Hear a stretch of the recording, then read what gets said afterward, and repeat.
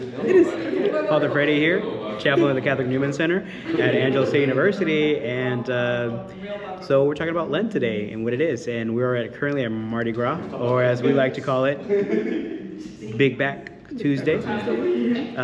They're currently out. We have some of our sisters out going to gather some sweets that we didn't get. We ate some gumbo and we had some good old picadillo comfort food because we're about to not be comfortable for the next 40 days.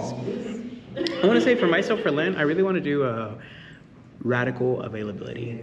Like, I think every once in a while, like, I can lie to myself and say, oh, I just want to go rest for a little bit. I want to go watch some, like, doom scrolling or watch a series. But instead of that, like, make myself available for my ministries, for my students, for my parishioners.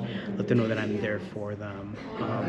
As Christ is present for us during this 40 days, I just want to emulate that. And then walk with my people. I want to preach some good truth to them that can give them life every weekend, and so that way they don't feel like they're bogged down with like a Lent and like they're guilty and they're sinners, because the truth is we're all sinners, and that is a joy, because oh happy fall that married us such a savior. Wow, Father, thank you. Good. Thanks.